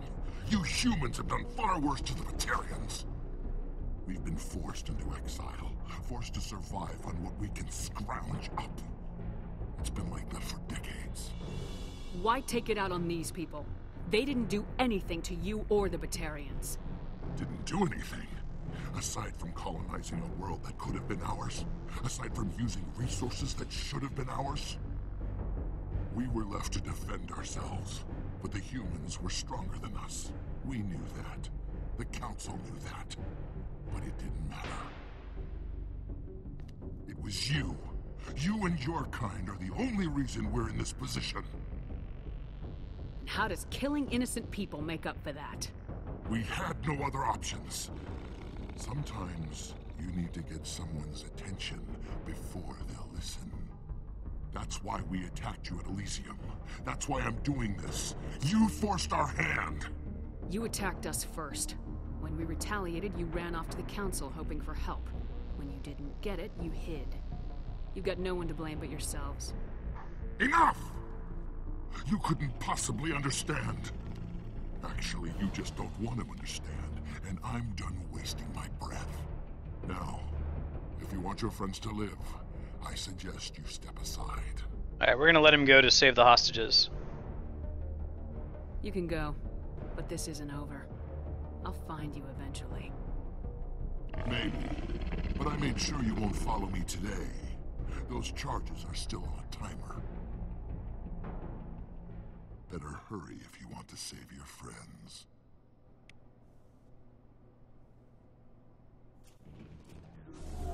So that decision will affect the later games.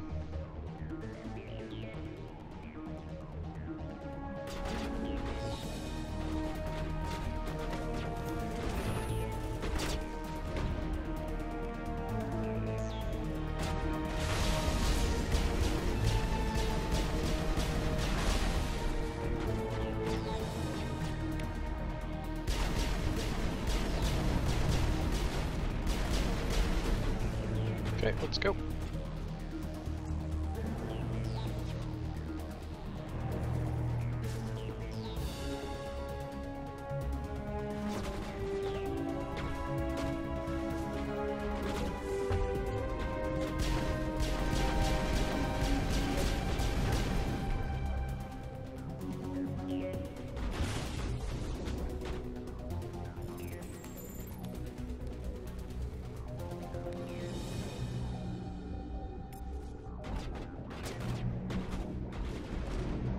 Wouldn't it be awful to like let him go and then just let the bombs go off and the hostages die anyway?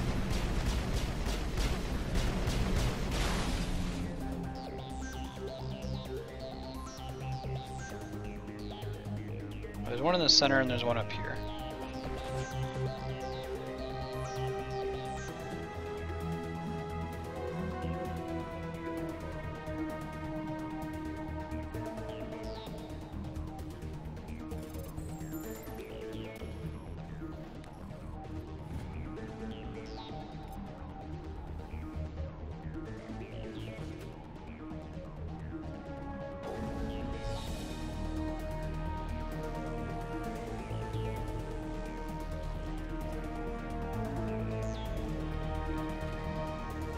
Right? Way to go, Shepard. There's a couple places where you can do that, where you can make the decision and then still screw it up.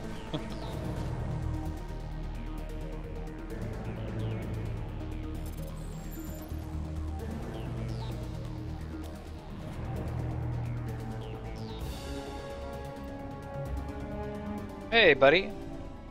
He left. Is that all right? Letting him go was better than the alternative. I thought you were gonna stay someplace safe. There might have been something I could have done to help. I thought I should be here. I know this asteroid better than anyone. You did it. Another hour and our course would have been irreversible. I ran the numbers, Shepard. X57 would have struck near the capital city, the most densely populated region. But that's not going to happen, thanks to you. Is Katie in here? Is she all right? Right, Kami. Team? Balak was holding them hostage. I let him go to save them. Let a terrorist go or sacrifice innocent lives. I'm glad that's not a choice I had to make. Is that... Will you get in trouble for that? I mean, he could do the same thing somewhere else. That's the gamer solution. I guess I'm glad that they don't have that, where it's like, oh, you get the best of both worlds. Yeah, he could. Balak seemed like a practical man. Practical, but callous. I'm sure if he'd been in my place, Miss Bowman would be dead now, along with all the terrorists. But I'm not gonna sacrifice people who happen to be between me and my target. So what happens now? The bad guys get away? Balak gets away today, but we'll still be after him tomorrow and the day after that. Me, my crew, and every other crew in the Alliance. He'll run and he'll hide, but eventually he'll slip up and we'll get him. Bad guys never get away, Simon. Not unless the good guys give up. Well, I wouldn't want you after me. Shepard, thank you for my grandchildren's lives. I don't think I'll stick around, though. Not with the team gone. Too many ghosts. It's time for me to get back and spend some time with my family. Before I go, I'd like to offer you something. Maybe you'll have more use for it than I will. As lead engineer, I get some quality items. Take your pick. Quality items. How about your Omni tool? I know it's a lot to ask, but that Omni tool of yours, I could really use something like that. Shepard, I think I mentioned that you saved my kids and grandkids. What's an Omni tool compared to that? Take it, with my blessing. I hope you get good use out of it. Right. One more thing. You asked me to look into your missing engineers. Have you found them?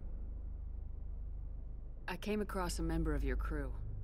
He didn't make it. I see. Well, maybe the other two are still out there. Would you mind looking? Take care of yourself. Be well, Shepard.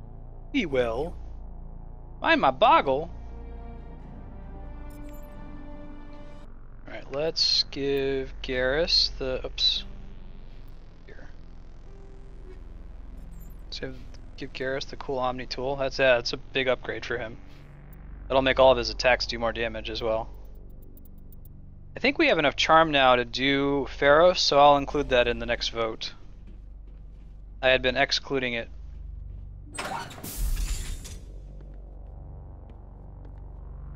I can't believe you let Balak go. To save us. I half expected you to just let us die. Sacrifice the few for the many. Then I'd be no better than the Batarians. Besides, Balak won't get away with this. I know who he is now. He can't run forever. You sound like my brother. He was always so stubborn, but always willing to do the right thing, no matter what. Your brother was the one Balak killed? Yes. Aaron. He was the one who convinced me to join the team here. Said it would be an adventure.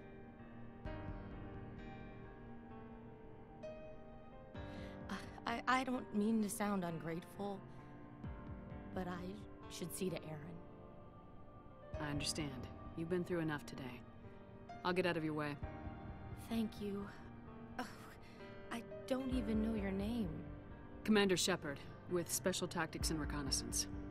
Thank you, Commander Shepard. You're not exactly what I expected, but thank you. What can you tell me about the Batarians? What were they hoping to achieve with all this? I don't even think they knew.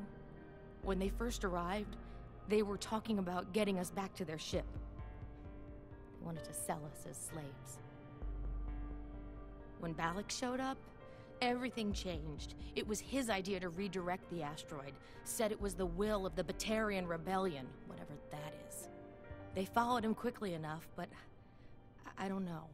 I don't think they're all as fanatical as he was. That was a brave thing you did, Kate. Contacting me on the radio, risking your life. Stubborn and determined runs in the family. My father was in the Alliance back on Earth. I think he was disappointed none of us kids signed up, but he'd be proud of Aaron. Sorry. I just... How did the asteroid get all the way over here, and why wasn't someone alerted sooner? The asteroid was scheduled to arrive in a day or two. Balak just sped it up. This rock is full of valuable minerals, but it was too far from Terra Nova to be profitable, so we attached some fusion rockets to it and drove it back. It was all going smoothly until... We'll get everything back to normal soon enough. I should go. Almost everything. You've been through a lot. I'll get out of your way. So long, Kate. I appreciate that, Commander. Goodbye.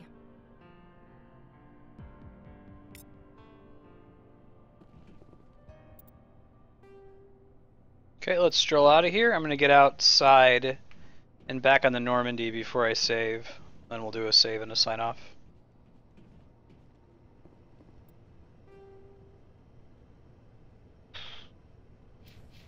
I'm thinking there's probably not enough left in Katamari Damacy to beat the game. Well, we'll probably beat Katamari way before the 2-hour mark tomorrow. That's from 12 to 2. In which case, I might start Final Fantasy VI early. But if I do that, well, I don't think we're going to beat Final Fantasy VI. I think we'll be okay. We still have quite a bit of endgame content for 6.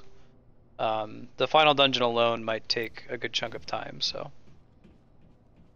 In FF6, we're still working on getting Locke back in the party. We're in the Phoenix dungeon.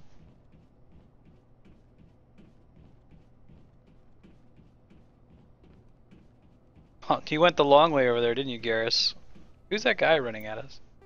It's just down here.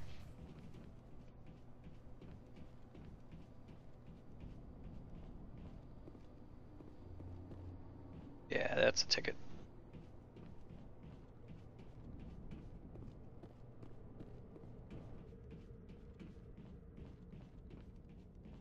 Already talked to Simon. There we go. Turn to surface.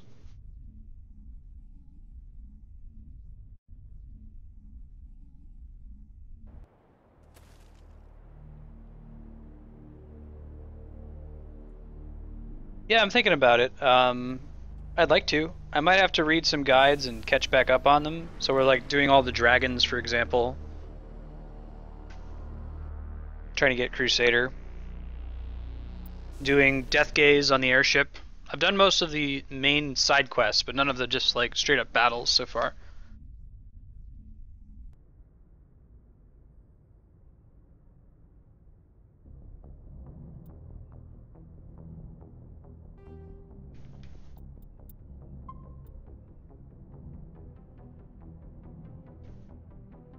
Alright, so signing off. Tomorrow is Katamari Damacy from 12 to 2. Final Fantasy VI from 2 to 4, although like I said we might do 6 early. Mass Effect from 4 to 6, continuing with player decisions. Now we're down to Noveria, the icy research planet, Pharos, the Prothean ruin planet, and just continuing to do side quests. We'll put that up for a vote, and then continue to make the major decisions up for a vote. If you're not caught up on Mass Effect and have never seen it before, every playthrough goes up on YouTube, so feel free to bring up the YouTube playthroughs and see what we've done so far. Everything in this character has been decided by stream, including her name, her appearance, her gender, her background, stuff like that. So this has been kind of a cool experiment.